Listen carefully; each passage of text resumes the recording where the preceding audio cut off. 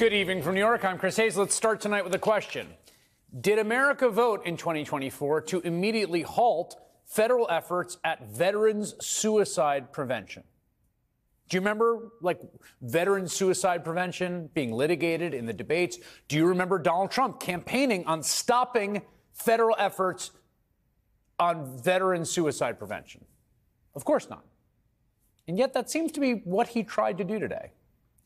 Now, last week, we brought you the news that tons of researchers at the National Institutes of Health had been unilaterally paused in their activities. Research on cancer, diabetes, Alzheimer's, grant funding, study sessions, even some trials, it appears, all just immediately frozen, put on hold without explanation. Why? Well, honestly, it's still not entirely clear. Now comes this document from the Office of Management and Budget, that's the sort of White House's budgeting arm, last night, that has effectively ordered unilateral freezes, just immediate unilateral freezes on federal grant spending. This is a scheme straight out of Project 2025. The two-page memo demands those spending freezes because, and I am quoting here, the use of federal resources to advance Marxist equity, transgenderism, and Green New Deal social engineering policies is a waste of taxpayer dollars that does not improve the day-to-day lives of those we serve. Now, a bunch of people took them to court, and this afternoon a federal judge temporarily put those spending freezes, which could total into the trillions of dollars, on hold, but just until arguments next week. But just to be clear, today was spent with people in every state of this country, Republicans, conservatives, liberals, all trying to figure out what was going to happen because this has enormous real-world consequences. As the Washington Post put it, hours after the Trump administration announced a sweeping freeze on federal spending, the U.S. government fell into chaos Tuesday as officials braced for potential interruptions to programs that promote food safety, combat crime, provide college aid, produce medical research, and respond to natural disasters.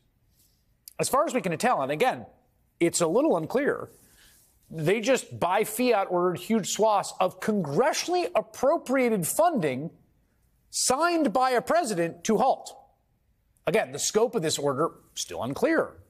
Get this, according to Democratic Senator Ron Wyden of Oregon, access to the Medicaid services portal that the states use to interact with the payment system of Medicaid went down in all 50 states today. Okay?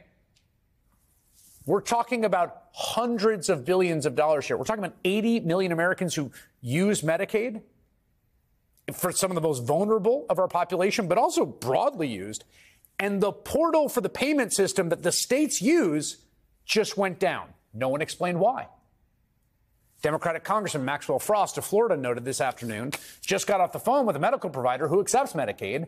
Because they are shut out from the Medicaid portal, they might not be able to make payroll. They exclusively serve low-income Floridians. Again, this is the payment portal system for Medicaid. 80 million people, hundreds of billions of dollars. Now, the White House took so much heat for this one, they are apparently blaming it on a glitch. Quote, the White House is aware of the Medicaid website portal outage. We expect the portal will be back online shortly. Okay, access now seems to be restored. But did you do it on purpose or not? Was it just an accident? Everyone got cut out of the Medicaid portal when you froze all the funding? I'm not sure anyone in the White House actually knows what they're doing here. Yesterday, they said the funding freeze was for programs including but not limited to, again, I'm quoting their text here, including but not limited to those affected by Trump's executive orders targeting so-called DEI programs, really anti-discrimination programs, and other spending Trump has deemed woke. Today, they said the freeze is expressly limited to those programs. See the contradiction there? Very confusing. But here's what's clear. They're messing with people's actual lives.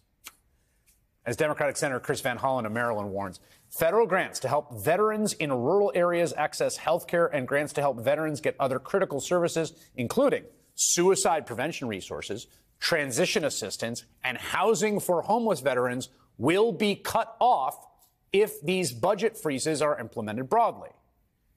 The list of what could be impacted, again, there's a lot of money that flows through federal governments into grants.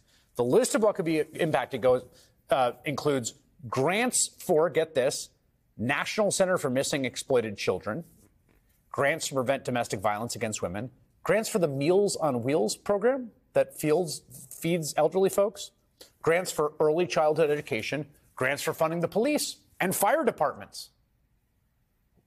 What are we doing here? What is all this for? Well, it's to destroy the constitutional order of checks and balances enacted by the founders and then reformed, improved, and reinforced throughout the last 250 years. And this is not my view. This is Russ Vought, we're going to talk about in a second, who talks about a post-constitutional order, okay? The constitutional order we have now supports a federal government that is supposed to serve the public good and not just solely the moment-to-moment corrupt whims of whoever is currently serving as president. Trump and the Trump administration is carrying out in almost every quadrant a complete assault on that order for the glory of Donald Trump, so he can impose his will against the people. This is an immediate crisis for our kids, for public safety, for our seniors, for our healthcare system. And why? Because Donald Trump is trying to seize power. That is what is happening. Guess where Donald Trump is going to decide to unfreeze federal grants? To the companies run by his billionaire friends, to the states and congressional districts run by members of Congress or governors that are loyal to him.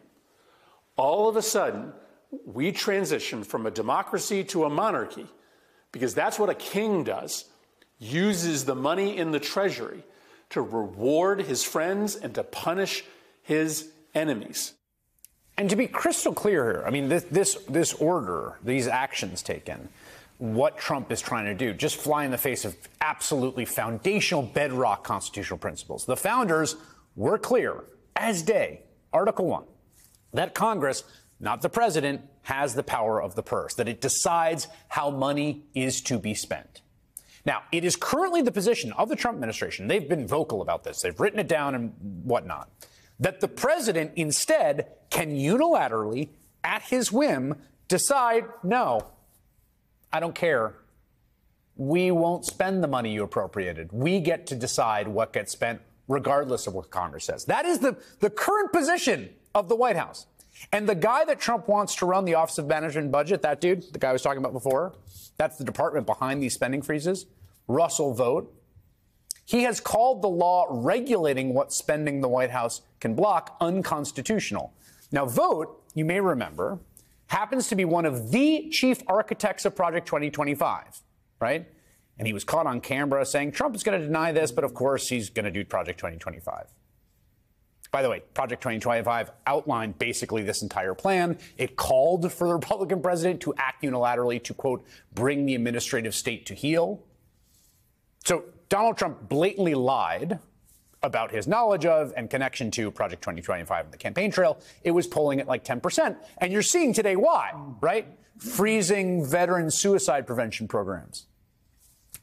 But now he's just trying to force it down the throats of the American people. So I guess if Trump wants to halt funding for veteran suicide prevention programs that these sycophants in the Republican Party think he should just be able to, the ones who are in Congress, who should want to control appropriations of the power of the purse because they're in Congress. Look, everything they've done the first few weeks here, week and a half, could not be clearer. They're just going to try and do all this through essentially sheer force of will. The question is, will people stand for this? For instance, are Democrats going to vote to confirm Russell Vought, who as of now is set to be voted out from committee this Thursday? Are the Republicans on the committee going to get calls from their constituents? Will people flood the offices of senators and their voice boxes with phone calls opposing Russell Vought's confirmation in states red and blue, saying, no, we want the constitutional order, not the post-constitutional order he's advocating, in which Russell Vought and Donald Trump unilaterally get to decide that Meals on Wheels is frozen?